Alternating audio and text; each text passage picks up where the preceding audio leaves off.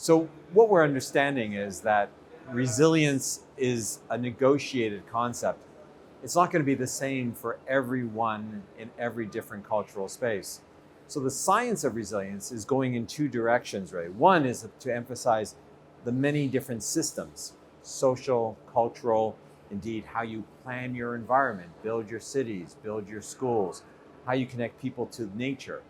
All of those things are going to be really important to the well-being of how children, especially when they're under stress after a major disaster, how they experience their ability to recover, adapt, and ultimately fix their lives.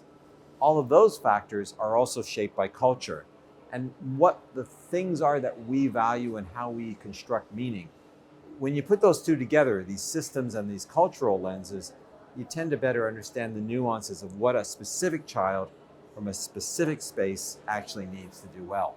So what we're seeing after major disasters, well, whether it's in New Zealand or Turkey or elsewhere, what we're actually seeing is patterns of communities. I mean, obviously you need community cohesion. You need communities to come back together, but you also need other systems, other levels. So at the very sort of lowest level, we learned from, my gosh, 9/11 in New York City, how families wanted spaces to meet and just without necessarily professional supports, just to debrief their situation.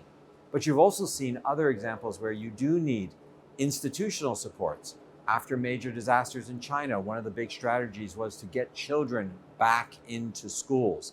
When you look at this pattern of resilience, you're really talking about that connection between the many different environments and indeed what people are actually going to use and need at that particular moment. And of course, over time, whether you're right after the disaster or a little bit later, you're always going to see a change. So who becomes important? Maybe it's going to be the teacher or the person who helps build your house is going to be important right acutely after the disaster. But later, it could be the psychologist or indeed someone like an extended family member that's going to get you through the long-term consequences of that kind of exposure.